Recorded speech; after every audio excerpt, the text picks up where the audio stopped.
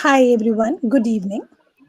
It gives me immense pleasure to welcome our speaker for the day, Mr. Anand Naik, co-founder and CEO, SecureTech. Uh, SecureTech. SecureTech is a cybersecurity. He's a cybersecurity specialist who has worked with market leaders in this segment for close to 3 decades. He has previously worked as an MD with companies like Simtech, India, and SARC for South Asia. He has also worked with IBM, Sun Microsystems in technology roles. Anand is responsible for product vision and operations at SecureTech. Today, he would be talking to you about security landscape. And now I hand over the virtual stage to Anand. Thank you very much. Thank you. Good evening to all of you. And I hope you are able to hear me clearly as well as see the slides that I am sharing with you. Like it was mentioned earlier, I'll be focusing more on cybersecurity landscape, both from an India as well as a global context. I'm given to understand that all of you are into cloud security development and cloud development in general for applications and cloud computing environments.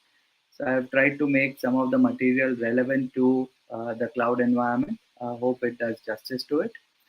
I'll be talking around 30 to 40 minutes and then will be available to answer your questions. So I'll just start the material. So today we are talking about the world being digital. There are lots of data points available, ranging from how many WhatsApp messages are sent to how many TikToks are being played every second to some of the data that you see on the screen here. So there are two sides to cloud computing, two sides to digitization. This is what you see on the slide here is the consumer side of it. You know, how many users, smartphones, how many people are connected to the internet, and therefore what kind of consumption happens when you're designing different applications, when you're designing different architectures in the cloud world. There is also the business side of the house where digital transformation is happening at a very, very rapid pace, whether it is about digitizing in the country through Digital India programs that the government runs, to very traditional sectors of industry where we are talking about Industry 4.0, we are talking about high amount of IoT and automation happening, cloud delivery happening in the Industrial 4.0 world. We are talking about automation and digitization happening in agri-tech, whether it is the use of AI to decide and predict weather models or to predict the soil moisture content, or many, many, many such fields that I can keep talking about. But digitization and cloud adoption are the fundamental to how the next wave of computing and the next wave of technology adoption is happening among all of us. All the sectors are covered. The bedrock are two big sectors of financial services and government, where both these initiatives of digitization from an industry perspective and digitization from a consumer perspective, which is people like you and me, come into picture. And both these worlds are kind of converging into how services and applications get delivered, which is through the cloud computing environment. When you look at this digital transformation and when I look at it from a consumer perspective or a citizen perspective, some of the risks that we all have to really worry about is illegal digital content. It is said that by some of the statistics that come out in the security world, more than 95% of the news that is being dished out across the world is either invalidated or is fake. And in most cases, it is fake. Similar statistics point out to a lot of digital content getting pushed over to all the consumers, which is not verified and therefore subject to questioning.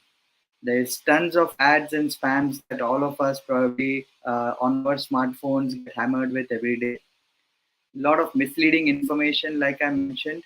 And most important, which all of us need to really worry about, is the misuse that can happen of your personal data, your social posts, your information that is available out there in the public.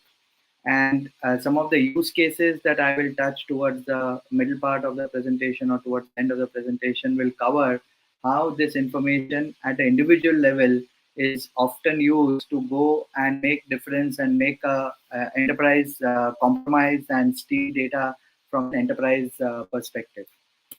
When you look at the transformation risks on the enterprises, it ranges from ineffective data management, which is what leads to the personal data misuse or corporate data misuse, to budget constraints that they have to operate in, because the digitization and digital world is a wide plethora of technologies and applications that one needs to worry about, and therefore managing the right cost and the right risk for the organization is extremely important. um, as a consumer, when the enterprise is serving the consumer, there are different needs, different evolution. All of us want everything available on our mobile, on our fingertips, and we want solutions and services, every time available on the device and in the area, in the place that we are operating from. So it's anytime, anywhere, and to anyone is what enterprises have to deal with when they are dealing with customer experience or creating customer delight.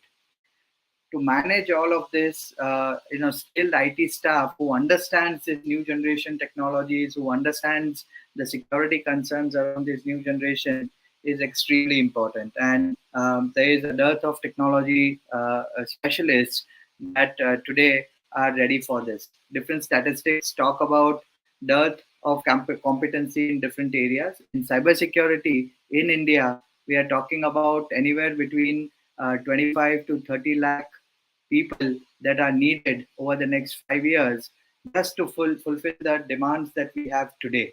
So you can imagine the kind of competency gap that we are talking about when you're trying to do digitization, when you're trying to transform your environment through cloud computing and taking advantage of what technology has to offer to transform your business. On the other hand, the cyber threat landscape is changing rapidly. So, in the early 2000s, when there was massive adoption, or in the late 90s, when computer adoption started happening at a massive scale in the enterprises and businesses, hacking used to be for fun. It used to be some college student, some university grad, or some research associate trying to prove that that person can log in into your system. And early viruses and early worms used to be things like some music being played, or some characters dropping on the screen, or some basic hacking for fun is, or hacking to prove technology genius is what was happening in that era. Slowly people started realizing, the hacker community started realizing that there is money to be made. So cybercrime in the 2000s and later the last decade, 2010 to 20, took the center stage. As more digitization started happening, as more systems started getting connected, you found cyber espionage. So nation states involving in cyber warfare and cyber espionage. And this is the mainstay today. Even if you look at the current conflict happening between Russia and Ukraine, the first thing that happened before the actual physical troops went on the ground is through Viper virus. There was a massive attack on Ukraine infrastructure, that cyber attack on the Ukraine infrastructure that happened, crippling the financial system, the oil and energy sector, and all critical sectors that the government there was operating. But it did not stop just with the Ukraine piece. Hackers picked up that malware, understood the techniques, and you see massive amount of attacks happening today around the world using the same techniques that the government in Russia or whoever did that used on Ukraine, right? So cyber espionage and cyber warfare are here to stay. So there are three big changes that have happened from hacking world, which was for fun or to prove a technology genius, has moved to financial crimes, cyber warfare, and more often a state sponsored activity. Now, when this shift happens, suddenly the power of a hacker or a community trying to break into somebody's environment becomes infinite, because the resources available with any government are far, far, far too higher compared to resources available with any individual teams or individual group of people. So the entire landscape on cybersecurity and cloud and digital is changed dramatically, keeping in mind this consideration of state-sponsored activism or state-sponsored activities that happen in the cybercrime space. It is no different in India and at a global scale.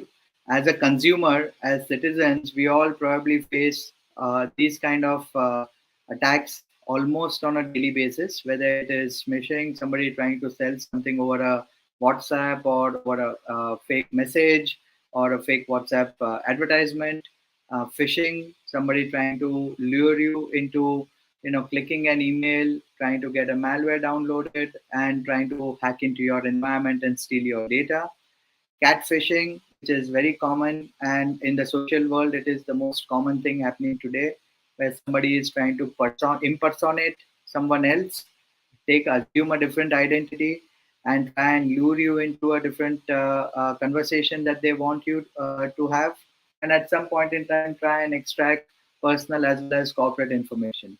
And similar activities are happening over the phone or voice using the phishing technique. So this is something that is very common, and almost 90% of the attacks that are happening on consumers today in India and globally are centered around these four activities. If you look at the corporate world, if you look at enterprises and businesses, the number one vector for attacks today is ransomware.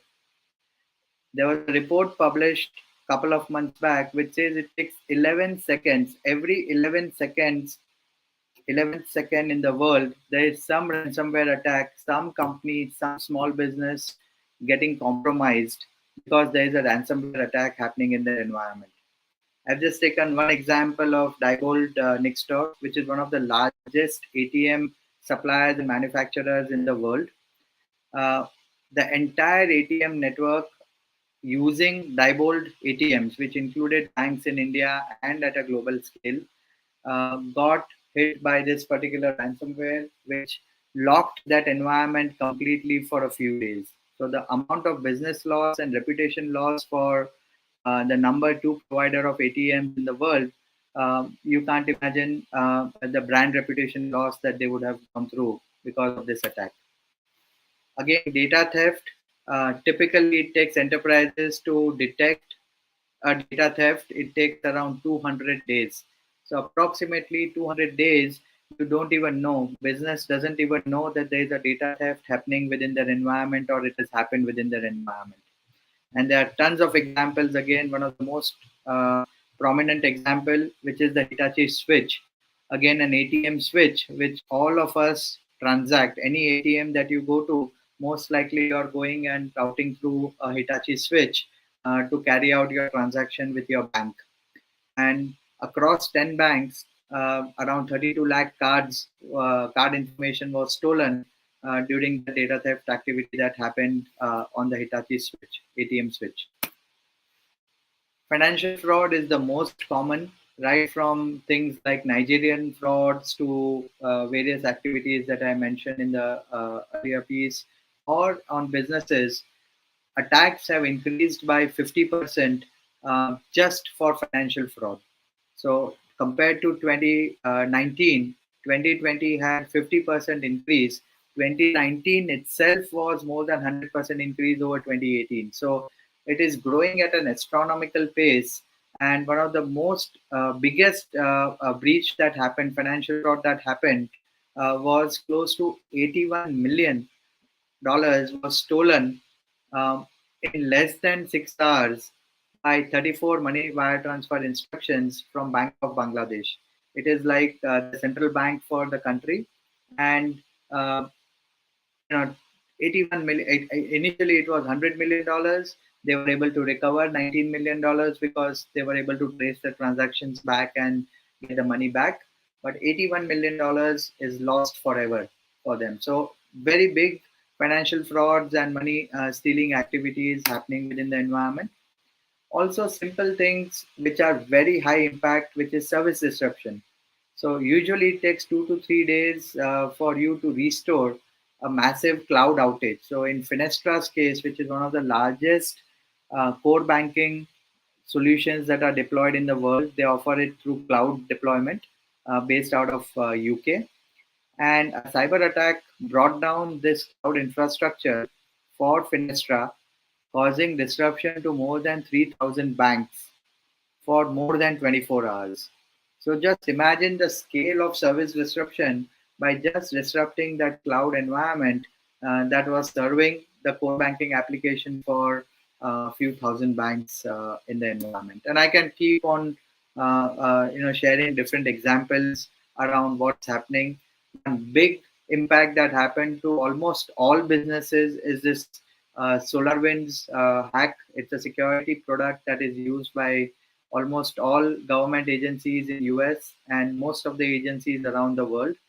And um, you know there was an attack that happened by exploiting the vulnerability in the operating system for SolarWinds, which was a proprietary operating system for them. And that hack kind of disrupted the entire supply chain that happens in the government and public sector environment.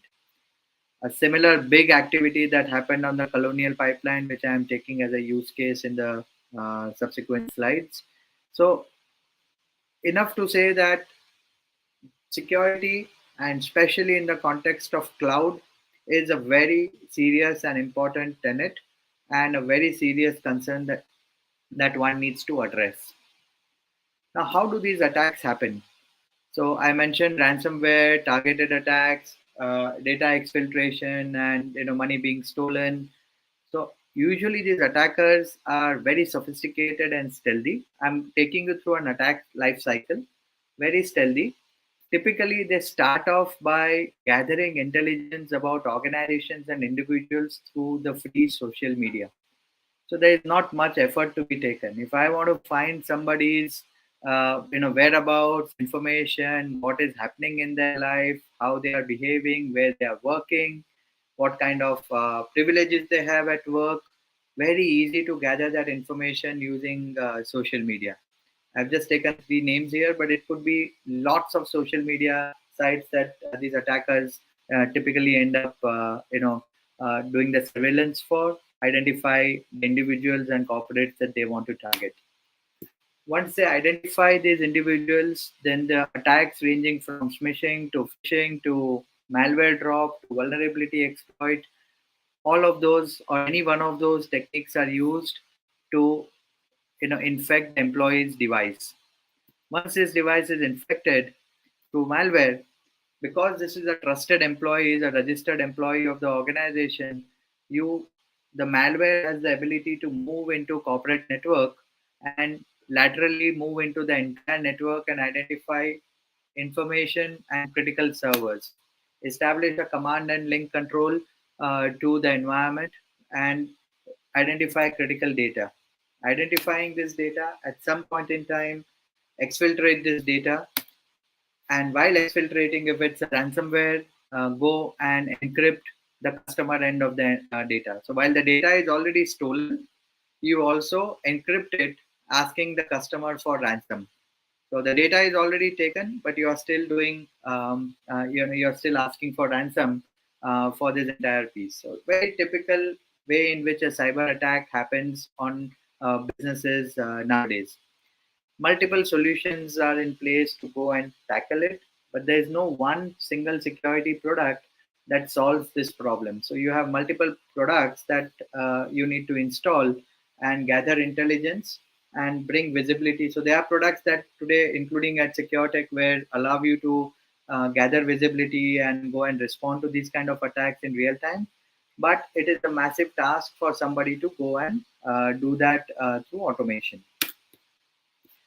Most possible cause of these kind of attacks is unaware and innocent users, unpatched systems, whether the systems are deployed in cloud or on premise or in a hybrid mode, very poorly configured perimeter so that it allows you to access the environment, and obviously a poor access management system, all of which in the cloud security piece I'm trying to cover. So the first thing that organizations and you as developer community need to start thinking is change the mindset in how you are writing code, how you are going to approach this problem. And the analogy that we at SecureTech use very commonly is the function of the brakes in a car. In our opinion, brakes are put on the car to enable you to drive faster without the fear of any accident. The moment you see the danger, the brake should be effective enough to kind of identify and apply the brakes to stop you well before the danger in front of you. Similarly, cybersecurity, especially how you develop applications, how you design architectures in cloud, how you service cloud environments, need to be looked at in the same context, where how do you use security as a digital transformation tool rather than worrying about breaches and trying to create boundaries and trying to create security guards around different pieces of your design or different pieces of your architecture. So, at a base level, there needs to be a shift in the thinking where we are talking about transformation as an enabler, security as an enabler instead of an inhibitor. There are three big areas when you look at cloud security. The first is user management. Within user management, there are multiple parameters. I have just captured some of them, but there are multiple areas. Each one of them could be a domain in itself. Some of them can be clubbed together and looked at as a single architecture or a single development framework. In user management, we are looking at segregation of duties for people who are developing cloud apps or people who are serving cloud apps to the consumers or to the end users.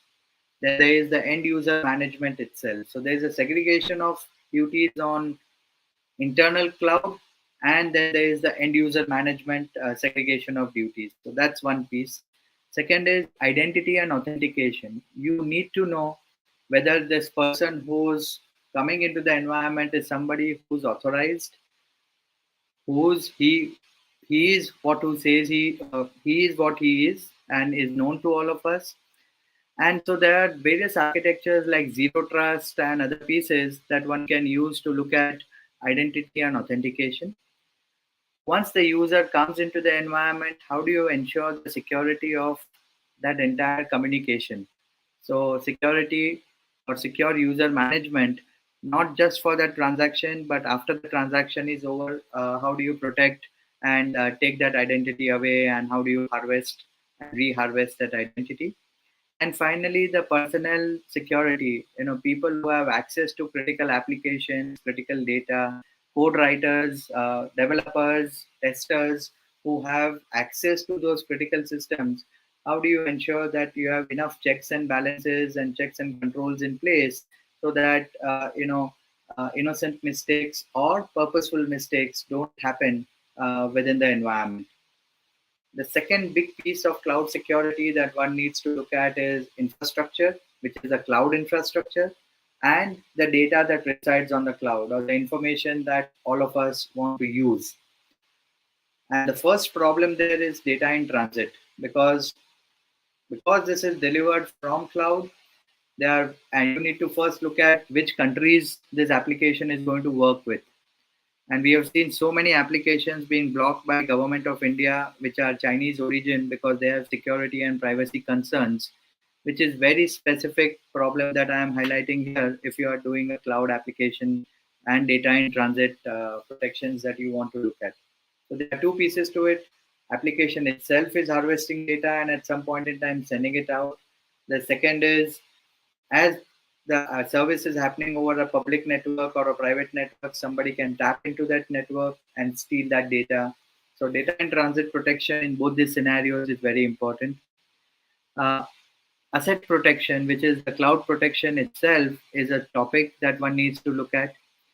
Supply chain security. So not all applications are developed in-house. In fact, most of the applications for most of the cloud vendors are done through different application developers who are outside the organization, different teams who are not sitting within the organization. So how do you manage this supply chain security is a critical component. And finally, if you are publishing APIs and you are publishing any external interfaces, how do you protect these interfaces so that somebody doesn't legitimately use your API and start using that API to compromise your environment. And finally, the governance framework.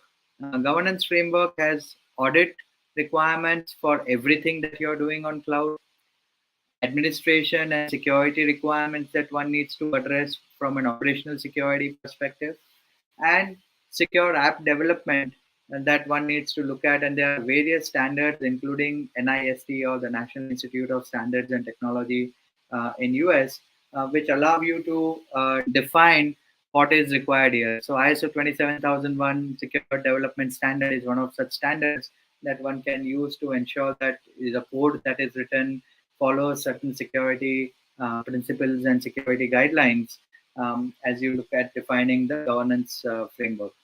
So lots of areas that I've covered. I know a little confusing, so bear with me. The point that I'm trying to make through this complicated slide is you cannot solve everything as an individual. As a developer, as a cloud architect, it'll take years for you to solve everything. But if you choose a particular area, within that area itself, security has a big role to play.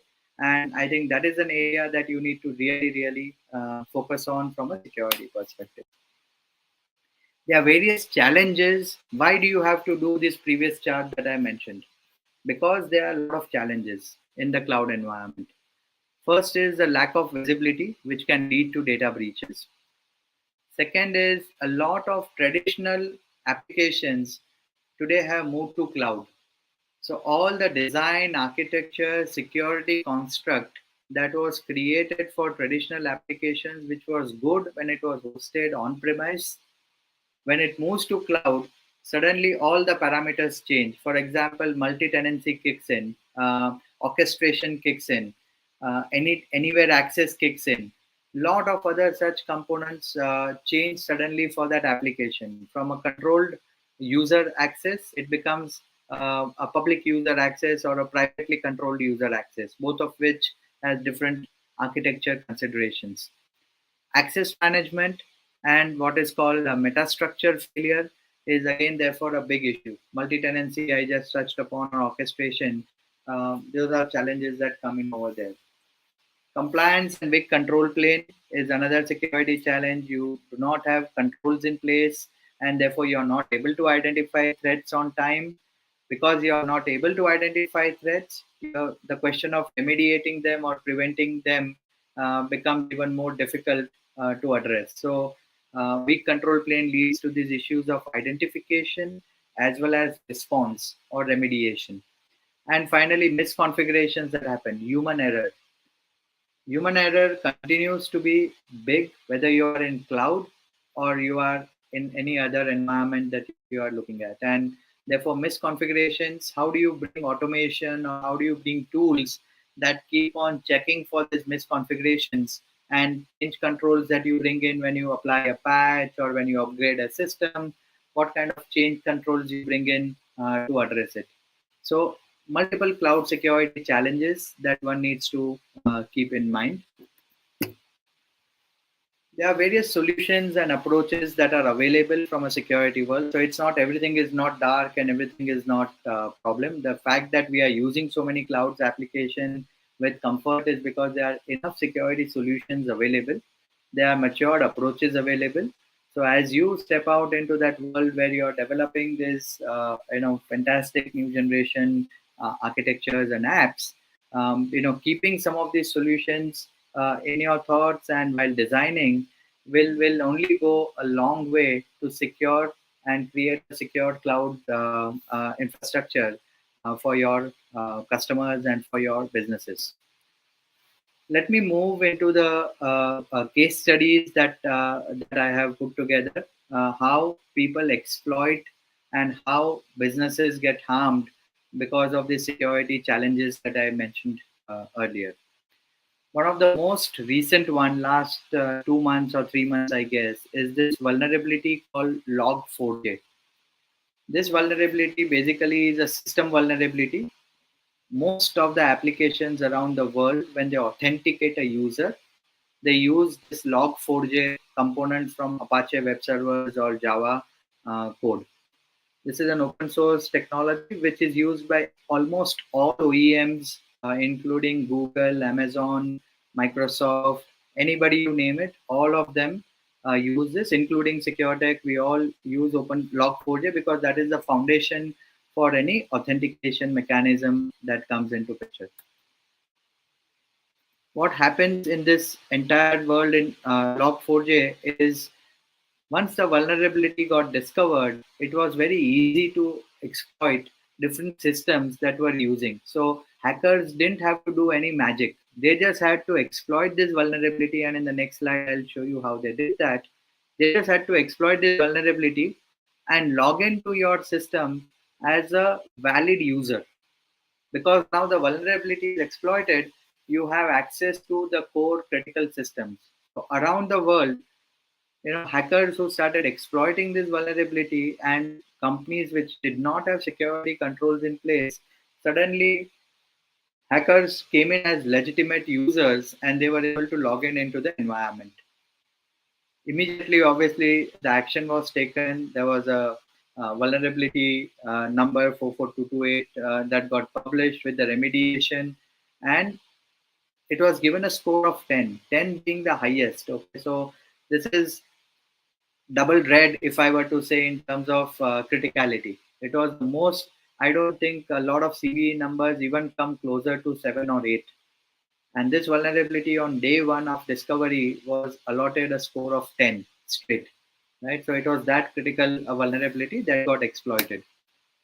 What happened is attacker just sends a simple lookup, very simple command, a simple lookup. Once this lookup is hitting a target server where the vulnerability exists, there is a string passed along with it, which is the string which is mentioned there, a simple command that is passed along with authentication criteria one or the port 1234 with authentication /a, and you suddenly have access to the entire LDAP server.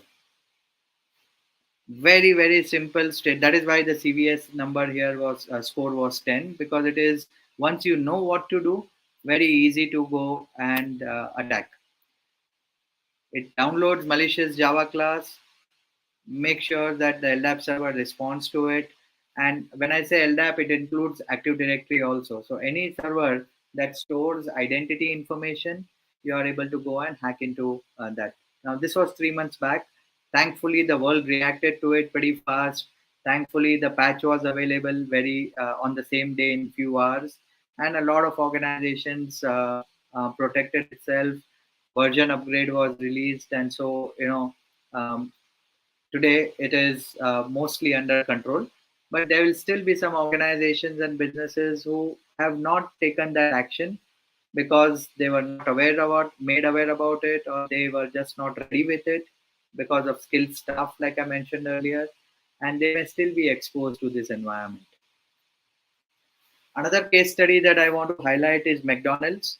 Around 6 months back, there was a successful cyber attack that happened on McDonald's. Remember, the examples I'm giving you are all applications that are hosted in cloud. So a lot of McDonald's applications around the globe are hosted in cloud. So this attack that I'm talking about happened on the infrastructure, which, while they have not published it, most likely this infrastructure is in cloud because 80% of their infrastructure is in cloud today. So email addresses, physical addresses of customers in certain countries, all of that got stolen. Obviously, they had a mechanism to protect it after it got detected. They have deactivated a lot of permissions of former employees, but the data already got compromised. The brand value, brand name already got compromised. And so the attack on that infrastructure became one of the big, like we are talking today, became one of the big points of how to go and secure the cloud environment or application environment in such a scenario where critical information is stored in one place. A better architecture would have been, which I'm sure McDonald's has it, would have been never to store critical information in one place, but fragment it out. And there are multiple ways in which an application can be written to make sure no information is available in one store. And so I'm pretty sure they would have followed up with that kind of an architecture. This is the one that I was talking about earlier, Colonial Pipeline. The entire east coast of US, ranging from Miami, Florida, all the way up to Maine in the north, the entire east coast pipeline and gas, which is the fuel, petrol that we use, petrol and diesel, is supplied by Colonial Pipeline. They faced a ransomware attack last May. So 10 months before they faced ransomware attack, it literally stopped oil supply to the entire east coast of US, which is around 50% of the population of US, for 3 days. It was just stopped because they had a massive full-scale ransomware attack on their critical system. It did two things. First, the gas prices in US increased by an average of $1 per gallon. Okay, so massive impact on the economy. The second is to restore, they had to pay ransom while they have not officially announced how much ransom they have paid. And there's also a report that they may have paid ransom. But to restore the systems, because they had controls which were not very strong at that point in time, they had to go through a massive involvement of FBI and other cybersecurity suits in US to help them come out of this problem. So a national critical infrastructure, who would have thought a pipeline, a pipeline gas supplier using a pipeline is going to face this kind of an attack? But it did happen. Okay, and this happened from a group called DarkSide. Now, some of them say it is, adversary nation sponsored group, but the reality is the hacker group is called the dark side, and enough information available about this group, right? So again, something that was on a traditional infrastructure, they were not on cloud. This particular infrastructure was not on cloud. Traditional infrastructure got into massive challenge because of a ransomware attack. This is the bank that I was talking about. The attempt was where only 81 million was siphoned off in Bank of Bangladesh. The attempt was to siphon off $1 billion. This happened on a Friday night because Friday is a holiday in that country.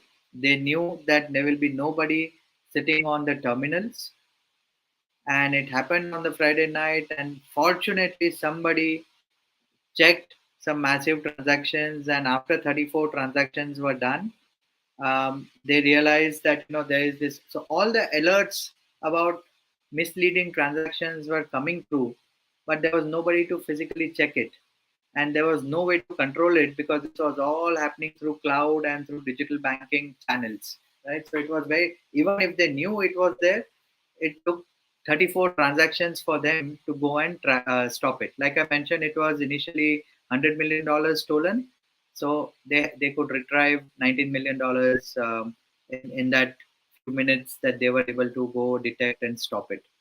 But that is what happened on the cloud and through what is called the Swift system. So Swift is the payment systems used globally, owned by IBM. But this is the payment system to do all your money transfers between various banks. So that is what happened here. The money went into three countries: Bangladesh, US, and Philippines. But they were not able to trace it beyond that. Again, a very large bank, public sector bank here in India, got into a ransomware attack. Some of their critical applications, and again, this is a hybrid environment. Some of them are on cloud, some on premise, hybrid environment. Some attackers, purportedly US, European attackers, East European attackers, came into the core banking system, stole some administrator keys and rights, and got into a massive attack here. As I said, I can go on giving you enough examples. You pick up a newspaper, and most likely you will have some news on cyber attack happening on some business or some individual groups. The best way to address this is already available. It is not that we are shooting in the dark. The industry knows what architectures, what development, what technologies to use to protect and to be a little ahead of the attackers. One such model is this whole NIST model for cloud computing. It clearly tells you what deployment you want to do, what service you want to offer, and what kind of characteristics you want to build as you build your applications on that service. It is very critical that application developers understand how and in which mode that application is going to be deployed so that the necessary controls can be put in place to address that entire aspect. Again, a very complicated slide. I'm not going to read this, but the reason I put this complicated slide is there are enough compliance checks that most of the organizations today can put in place avoid what I just showed you in case studies earlier. Most of these organizations have capabilities to address it. The biggest problem is what you see on this slide, too many blocks, and in each block, too many components. So, getting visibility of all these components, identifying a threat, and remediating a threat in well in time before it causes damage is the problem that one needs to really address as you are looking at. And there are technologies available that give you visibility, threat detection, and response in real time, including SecureTech XDR. We aim to do that, but there are enough other technologies also that address this problem. But the problem is this slide, which the organizations have to deal with in preventing and detecting attacks and threats, whether it is on cloud environment or on-premise or a hybrid environment. So a typical architecture that we recommend is to have a security architecture which is governance, risk, and compliance based. So you have clear policies, clear guidelines which are published, information and identity centric, so that you know you are protecting the information and you are protecting the users and their identities.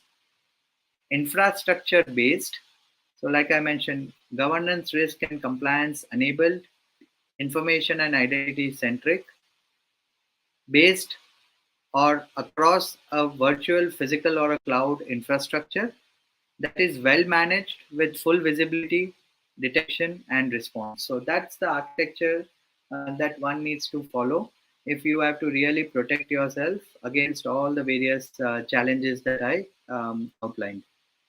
So I know this was a little heavy and a little fast, keeping in mind the time considerations. So I am open for questions. I'm going to stop sharing and we'll be happy to take questions for the remainder of the time that we have.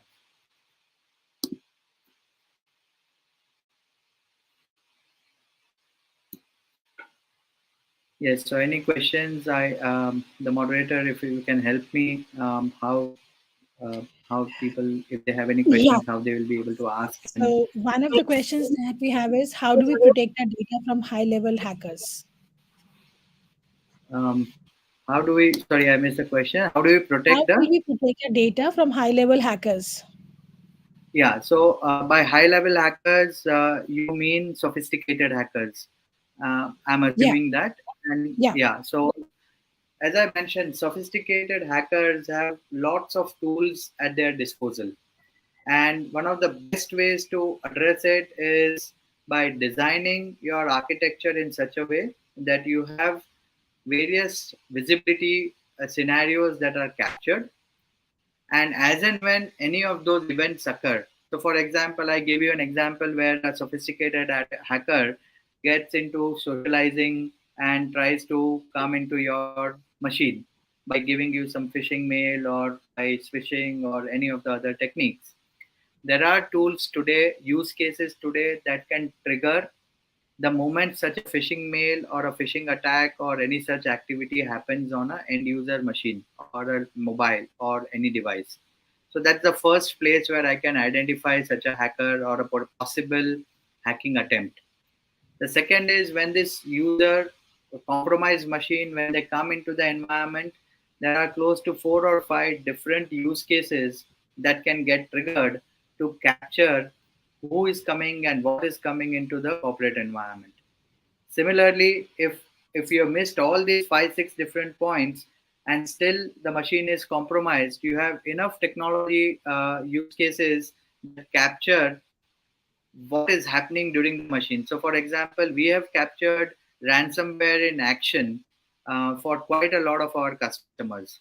Okay, and it is possible before, because what happens, let's say in a ransomware attack, is before they initiate encryption on the machine, they establish something called the command and control server, because the hacker needs to know what machines is encrypting and therefore needs to have the key to decrypt it if at all the ransom is paid, right? So there is a communication that happens back end to the command and control system, which one can capture as that communication is happening. So you have a few minutes or a few seconds which you can react and go and prevent that attack. So there are many ways in which a sophisticated attack can be averted. Proactive measures are also possible. The NIST guidelines that I highlighted give you a lot of proactive measures.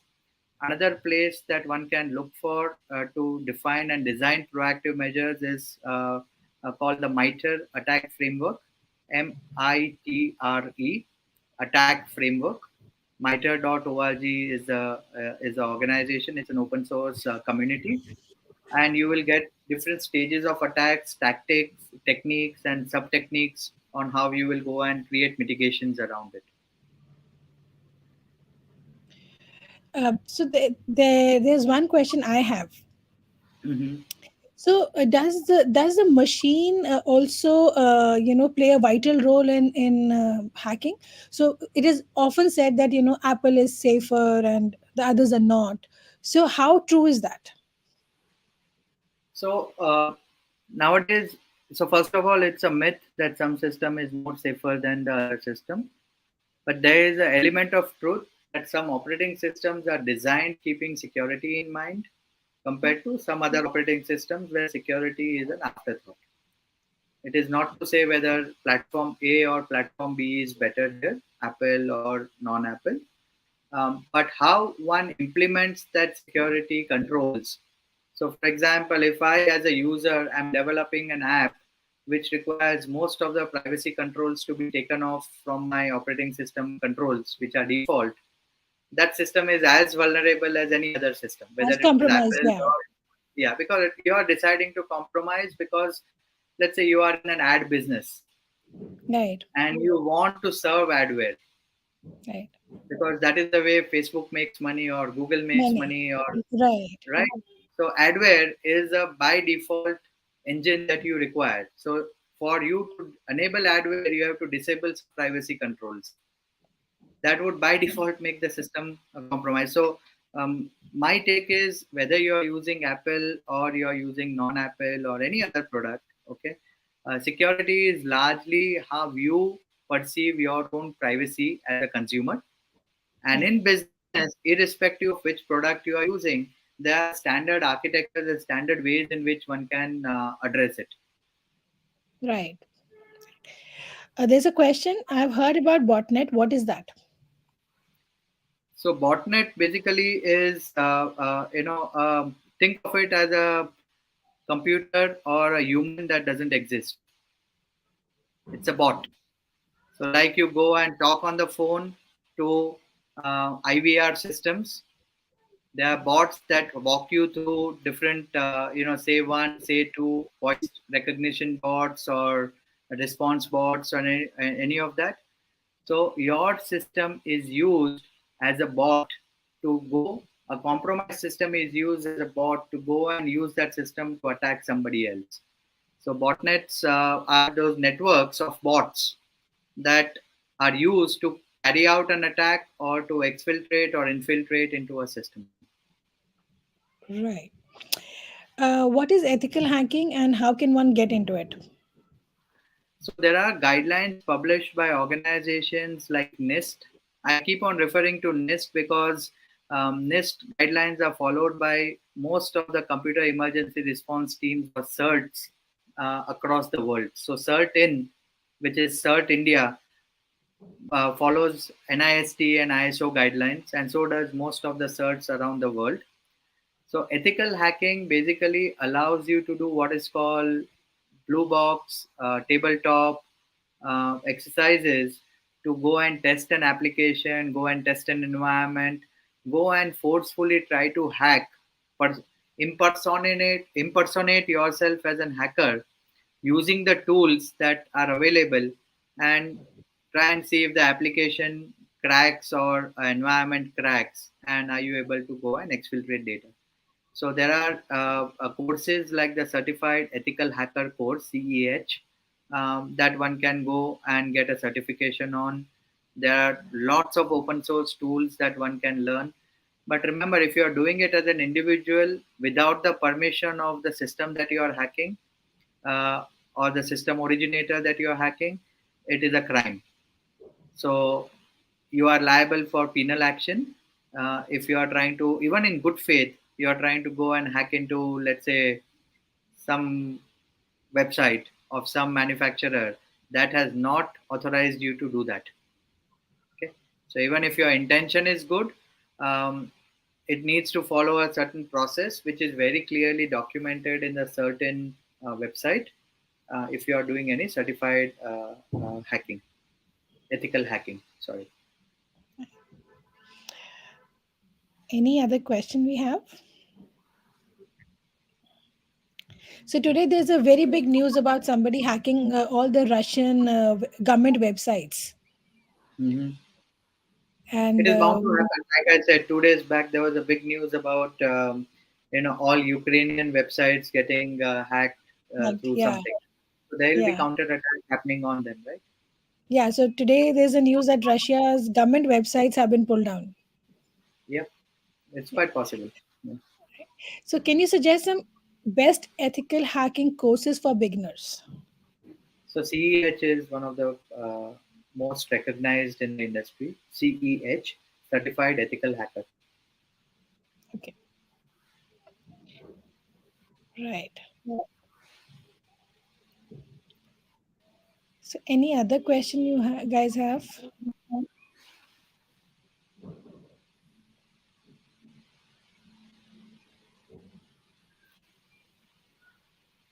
So if not, I guess we are Yeah, well in we can time. call it a day then. And, Yeah, right, right. right.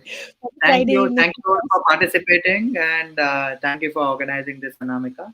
My pleasure. Really Thank you. appreciate your time. Thank Very happy to have you here again. Look forward to more such sessions. Thanks a lot. Thank you. Thank Bye. you. Thanks. Bye.